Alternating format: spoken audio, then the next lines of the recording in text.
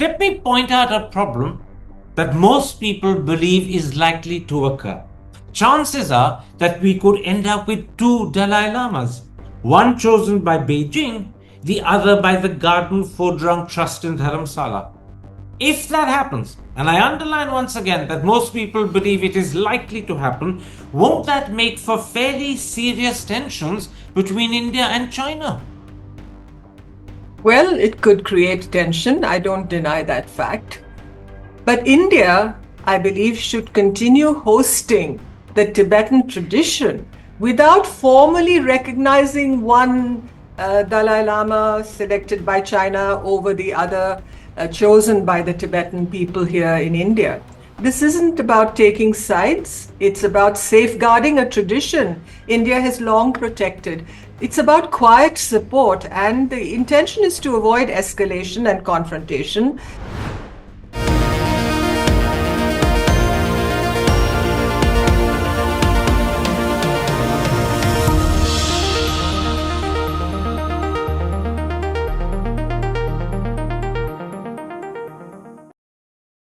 Hello and welcome to a special interview for The Wire. As the Dalai Lama turns 90, a dispute has broken out over how his successor will be chosen. Will it be by reincarnation, determined by the Gaden Phodrang Trust, the traditional Tibetan authority in these matters, as the Dalai Lama wants? Or will it be decided by the government in China, which is Beijing's position? And what are the implications for India, where the Dalai Lama has lived since 1959? And could this issue draw in the Trump administration, which took a strong stand in the matter in 2020? Those are the key issues I shall discuss today. My guest is former Foreign Secretary and former Ambassador to China and America, Nirupama Rao. Mrs. Rao, the Dalai Lama has said that his successor will be a reincarnation born outside China and identified by the Garden Phodrang Trust set up by him. Is this as close to the traditional Tibetan way of choosing the Dalai Lama as present-day circumstances permit? Thank you, Karan, for having me on the show. I believe very strongly that as a country, India, that has long hosted Tibetan traditions with respect, the process of identifying the successor to the 14th Dalai Lama should be guided by the Tibetan Buddhist community in India itself. As the Dalai Lama has said, he said that he would like his reincarnation to be born in a free country. And I believe using or entrusting the Garden Phodrang Trust with this responsibility is the most faithful way, under the circumstances, of preserving tradition, because Tibetan Buddhism has always followed certain spiritual protocols and led by senior lamas, and the trust is an extension of that lineage. It's not perfect, but it honors the essence of the process. On the other hand, China has said that the next Dalai Lama must be approved by the Beijing government and is likely to be chosen through what's called the Golden Urn process dating back to the Qing dynasty. That's an anathema to the Tibetan people. So do we have the potential of a pretty serious clash between Beijing and Dharamshala? Well, I think that a divergence of opinion is almost certain, but a clash really depends on how it's handled by all sides. I believe that the Tibetan side here in India is not seeking confrontation, if one is to read the statements from His Holiness, and it's asserting a spiritual tradition. And if the global response, including India's, remains measured, this can remain a religious divergence rather than a diplomatic rupture.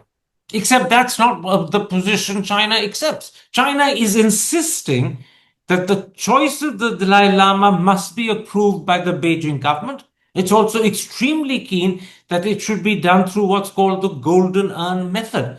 That is not what the Dalai Lama wants. So clearly, there's more than just divergence between the Chinese and Dharamshala. There is a clear, sharp contradiction between them. Well, yes, I agree that it's a clear contradiction.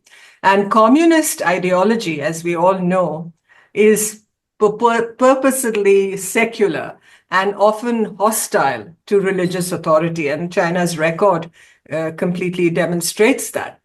And the fact that we have to assess here is that Beijing sees the Dalai Lama not just as a religious figure, but as a symbol of Tibetan identity and influence and controlling succession. And it's all about control, it's all about power, it's about influence and not faith.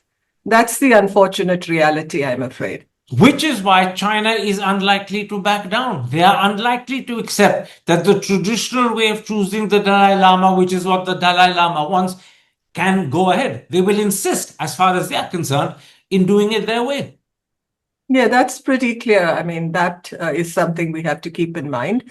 But that doesn't in any way detract, in my belief, from the importance and the sanctity of the spiritual process followed by the Tibetan Buddhist community. Now, Mrs. Rao, as you know, China is a communist country which presumably views Buddhism, or for that matter, any other religion, as an opium. Yet they want the deciding role in choosing the next Dalai Lama, and that is clearly a religious function. Is there a contradiction here in the Chinese position? Definitely a contradiction. But, when they talk about the golden urn and the Qing dynasty precepts in this regard, let's remember that only the 11th and 12th Dalai Lamas were selected through this so-called golden urn process, not the 13th, not the 14th. And I don't see why the 15th should be selected under that process. In fact, as the president of the Tibetan government in exile has himself pointed out in an interview, the first 9 or 10 Dalai Lamas were not chosen by the Golden Urn process. Quite right, quite right. Now, in 1995, Beijing replaced the Panchen Lama chosen in the traditional way with their own preferred choice. But their own choice has never been accepted by the Tibetan people. Doesn't that suggest that precisely the same thing will happen to anyone China chooses as Dalai Lama? The Tibetans simply will not accept him. You're exactly on point here. The Chinese appointed Panchen Lama has never been widely accepted by the Tibetan people. That's absolutely clear. The evidence is there for all the world to see. And the same would likely happen, in my view, in my estimation, with a state-appointed Dalai Lama. Spiritual legitimacy comes from lineage and community recognition, not political approval. I think we all know that. So there's a second contradiction, I suppose is the right way of calling it, in the Chinese position. They insist on choosing the Dalai Lama, but it's equally certain that anyone they choose will not be acceptable to the Tibetan people. So it's a sort of futile exercise. It's an exercise of state control, but it won't work with the Tibetan people. Yeah, it's all about the currency of power and seeking influence and control. Now, in the 2020, the United States passed what's called the Tibet Policy and Support Act, which imposes sanctions on any Chinese official, senior or junior, who interferes in the process of selecting the Dalai Lama or other important Tibetan leaders.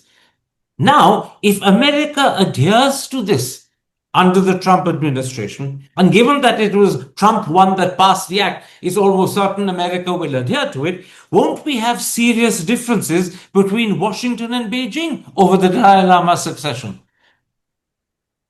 Well, there are serious differences, and there will be continuing differences between the US and China on this and many other issues. Now, from the Indian point of view, if I may I'll come say, to the Indian point of view in a moment's time. Let's just talk about the differences between America and Beijing over the Dalai Lama succession. How serious will they be? well, it is most likely that there will be a clear divergence of opinion on this issue. Of that, we can be certain. But on the question of, Chinese sovereignty over Tibet, let us say, I don't believe there is any likelihood of that being questioned by the United States or, for that matter, any other country, including India. But what the American approach reflects is a broader framework on religious freedom. I think we know that, and human rights. And that seems to be the angle, the prism through which they are viewing this issue. Now, we operate differently. We operate I'll differently. come to us in a moment's time. Let's stick to America and Beijing for a moment. The American government has sent a reasonably senior State Department official to be part of the 90th birthday anniversary celebrations of the Dalai Lama. The person was there yesterday in Dharamsala. Do you believe that America will take their differences with Beijing over the way the Dalai Lama is chosen all the way to the bitter end? Will they make it crystal clear to Beijing, we don't accept this, we think you're doing wrong? Will they allow it to create a ripple in the relationship? Well, it'll definitely create more than a ripple, but it's not going to create a tidal wave in the relationship. So, to answer your question, they will not take it to the bitter end, but the differences will persist. Hi, I'm Karan Thapar. Over the last few years, I hope you've been watching my program, The Interview on the Wire. During that period, I've interviewed doctors, politicians, businessmen, scientists, authors, and even the occasional Nobel laureate. For me, it's been exciting. I hope it's been enjoyable for you. But these, as you know, are tough times, and if this program is going to remain bold, independent, and sometimes even defiant, then I think we need your support. At the end of the day, it's a truism, but editorial independence is best defended by the viewers. So if you would like this program to remain the way it is, forthright, outspoken, and interesting, then would you consider supporting us? All you have to do is to click on the description at the bottom. But more than anything else, I hope you will continue to watch the interview. Your viewership means an awful lot to me.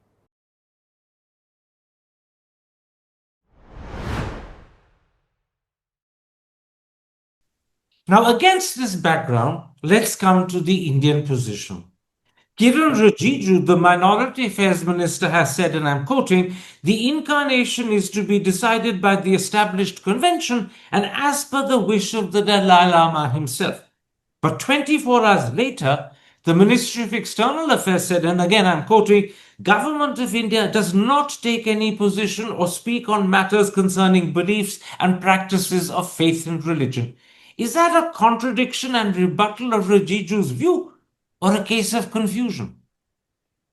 Now, at the outset, let's put this in proper context. Now, India is geographically, and for that matter, diplomatically, much closer to this issue of succession and Tibet. And I think the preference that India has exercised throughout is for subtle stewardship of these issues rather than open contradiction. I think that's the point we must keep in mind. So we have always attempted to quietly uphold the spiritual tradition of the Tibetan community without escalating tensions. Now, coming to the minister's statement, to Minister Rijiju's statement, I think there is a nuance here. And it's not, I believe, intended to cause confusion. Mr. Rijiju spoke from a cultural and religious perspective. As you know, he belongs to the border regions. He comes from Arunachal Pradesh. And he spoke from a cultural and religious perspective. And I believe he was reinforcing in many ways His Holiness the Dalai Lama's own wishes. In fact, the minister was in Dharamshala yesterday, I believe, during the celebrations. At least he was part of the celebrations of the birthday of the Dalai Lama.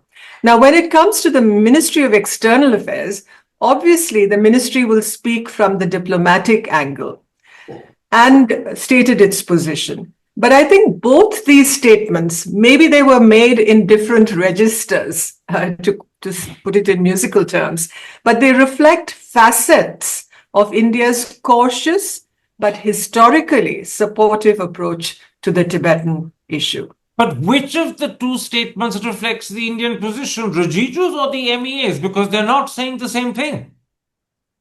That's where the nuance comes in. And I Nuance, believe it's a clear difference, forgive me. No, I believe it's a nuance, at least from my understanding of the issue.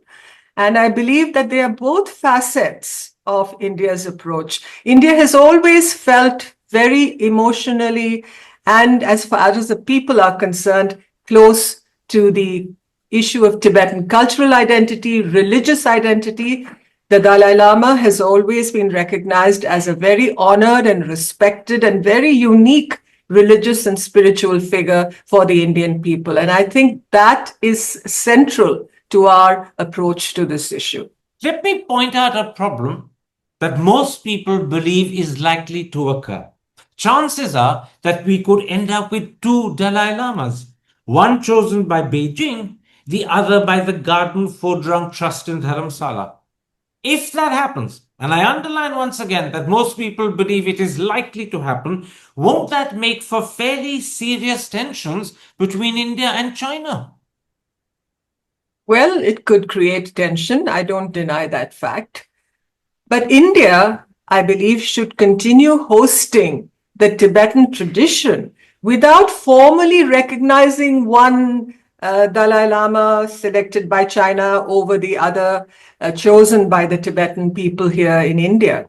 This isn't about taking sides. It's about safeguarding a tradition India has long protected. It's about quiet support, and the intention is to avoid escalation and confrontation.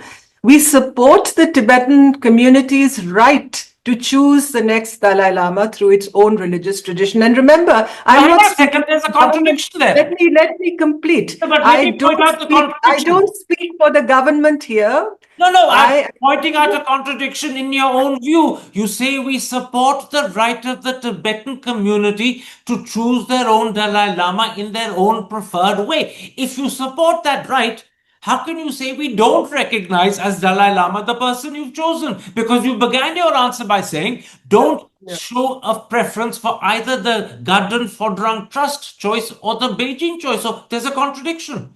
Not in terms of how we pursue our diplomacy on this issue, right? It's about supporting in a very quiet and unobtrusive way the process that is set in motion after the Dalai Lama's, the issue of the Dalai Lama's succession comes up, supporting that process in a quiet and unobtrusive way.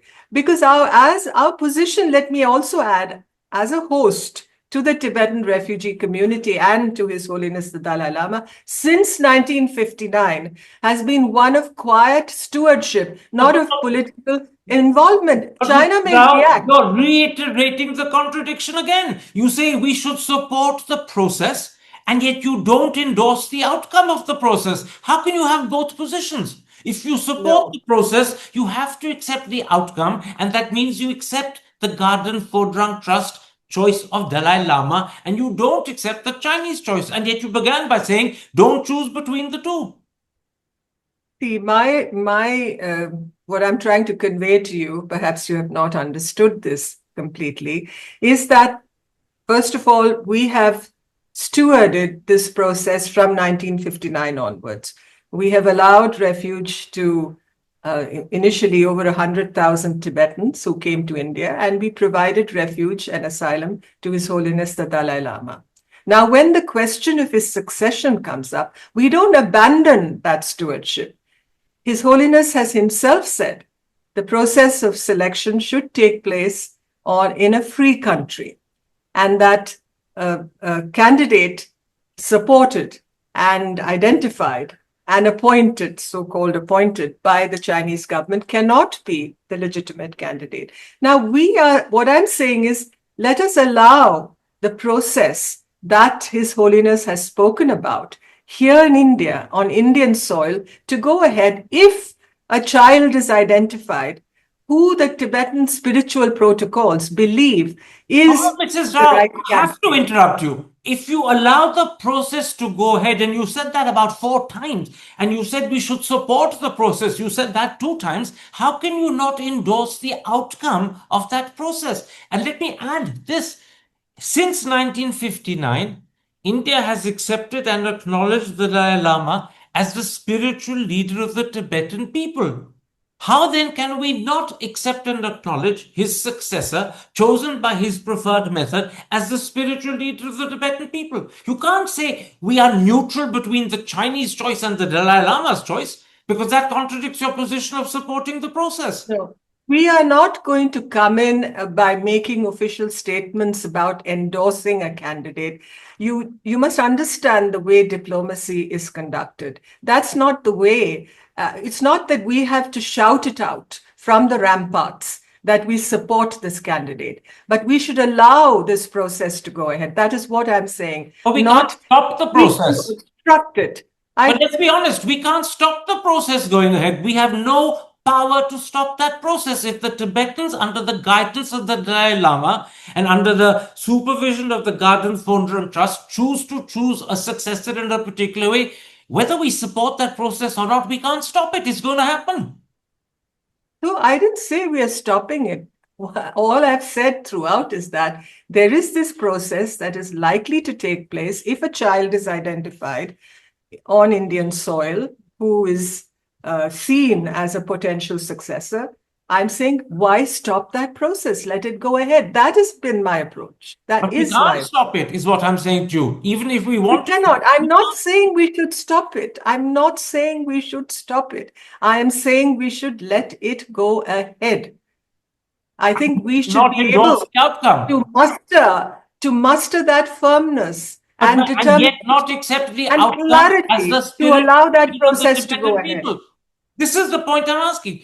When there are two Dalai Lamas, one chosen and identified by the Chinese process and the other chosen and identified by the Dalai Lama's preferred process, which of the two do we accept as Dalai Lama? Or do we stay silent and keep the world completely confused because we refuse to choose between the two? No, I'm not. I don't see this in the way you see it, in stark opposites, as the way you put it. I'm talking of us being the custodian of that flame of Tibetan tradition and the sacred nature of this protocol through which the successor to the Dalai Lama is identified and selected. And I think we should conduct ourselves with a great deal of maturity. There's a lot of restraint involved in that. And let me say, we don't want to politicize this issue. Mrs. Rao, I hate what do you think is the ideal? Mrs. Rao, you're covering yourself in contradictions. You said we should see ourselves as the custodian of the flame of the Tibetan tradition. Custodian of the flame of the Tibetan tradition gives us a very important role of protecting, preserving, and nurturing it. And yet, the outcome of that tradition is something you're saying we shouldn't openly endorse and accept. I find that a terrible contradiction. Well, that is your opinion. It is not mine. Let us agree to disagree on this. Let me put another contradiction to you, this time from the other side. In 2003, India formally acknowledged the Tibet Autonomous Region as part of China. But if in the future, India chooses to recognize as Dalai Lama someone different to the person China has chosen, won't there be a contradiction there as well? I think this is becoming an exercise or a discussion on contradictions. It sounds almost like a communist treatise, I'm afraid. But let me say that if you've read the 2003 statement, the India-China statement, the issue of the Tibetan Autonomous Region being a part of China addressed territorial integrity. It didn't talk about religion. It didn't talk about spirituality. It didn't talk about His Holiness the Dalai Lama. It didn't talk about religious succession. So recognizing or supporting a spiritual process doesn't undermine that position where, yes, we did acknowledge Chinese Tibet or the Tibet Autonomous Region being a part of China. I believe these are two different domains, one political and the other cultural and religious. Okay. And that's where I rest my case. In the article you wrote for the Hindustan Times yesterday, Sunday, you pointed to a deeper issue as well. I want to end this interview by raising that issue. You wrote, and I'm quoting, "If as expected, the next Dalai Lama is born in India, the country will become more than host. It will become the caretaker of the lineage. The young reincarnates education, his monastic training, his symbolic authority, all of it will unfold on Indian soil. India may say little, it may issue no declarations, but it will be, in every meaningful sense, the ground on which the Tibetan tradition stakes its future." Won't this create a pretty strong bond between the institution of the Dalai Lama and India? And secondly, between the Tibetan people who worship the Dalai Lama and India? Yes, certainly. And let me preface this by saying that there's a great deal of trust and emotional connection that we, as the Indian people, share with the Tibetan community in exile. And if the next Dalai Lama is born and raised in India, the country, our country, becomes more than a host. And I said that when I spoke of being a custodian and steward. We become a guardian of that tradition, of that lineage. So it really is a continuation of a very long-term cultural and spiritual bond, which, may I say, in Tibetan tradition is very strongly recognized. It's a foundational view about the position that India occupies in the Tibetan view of the world. So it's a very strong bonding that we have. And let me add one more point, since you said this is the last question in our interview, and I haven't spoken of it earlier. Now, the whole issue of the succession of the Dalai Lama carries very deep significance for the future of Himalayan Buddhism, because the Dalai Lama is a spiritual anchor for at least 1 million people across the Himalayan arc, which includes our own border regions, Ladakh, Himachal, Sikkim, and Arunachal Pradesh. And if we allow the Chinese to just go ahead on their own, I'm not, maybe allow is not the right word, but if a situation ensues where Beijing installs a Dalai Lama through state mechanisms, we are risking the reshaping of this spiritual network in a way that it really would come under the shadow of Chinese political control. And that erodes, and I never use the word authenticity, but authenticity is very important here. We will erode the religious authenticity and the cultural cohesion of our sensitive border regions. So there's more than a moral imperative here. It's a quiet act to safeguard our long-standing cultural ties with the people of the Himalayan regions, but also borderland stability. All the more reason, Mrs. Rao, and I'm using the logic inherent in your last answer, all the more reason that when there is a situation where there are two Dalai Lamas, one appointed by China, one appointed by the Dalai Lama's preferred Gaden Phodrang Trust, we recognize and accept the Gaden Phodrang Trust Dalai Lama as the real Dalai Lama. After all, if we are, to use your phrase, guardians of that tradition, after all, if there's, to use your phrase, emotional connect and trust and strong bonding, how can we not recognize the Gaden Phodrang Trust Dalai Lama as the real Dalai Lama? We can't equivocate. If we do, we're contradicting and undermining our own interests as you explain them. I don't see the world in literal monochromatic terms, I'm afraid. I have stated my case. I have explained my position. And as somebody said, one of our political leaders said famously long ago, we cannot march to Peking on this issue. All right, let's leave it there. I'm deeply grateful for the time you've given me. And I'll end by saying that you believe that if there are two Dalai Lamas, India should not formally endorse any one of them, but nonetheless support and nurture the Dalai Lama system, which you believe it's in our interest to do. I thank you for the time you've given me. Take care, stay safe. Thank you so much. Hi, I'm Karan Thapar. Over the last few years, I hope you've been watching my program, The Interview on the Wire. During that period, I've interviewed doctors, politicians, businessmen, scientists, authors, and even the occasional Nobel laureate. For me, it's been exciting. I hope it's been enjoyable for you. But these, as you know, are tough times, and if this program is going to remain bold, independent, and sometimes even defiant, then I think we need your support. At the end of the day, it's a truism, but editorial independence is best defended by the viewers. So if you would like this program to remain the way it is, forthright, outspoken, and interesting, then would you consider supporting us? All you have to do is to click on the description at the bottom. But more than anything else, I hope you will continue to watch The Interview. Your viewership means an awful lot to me.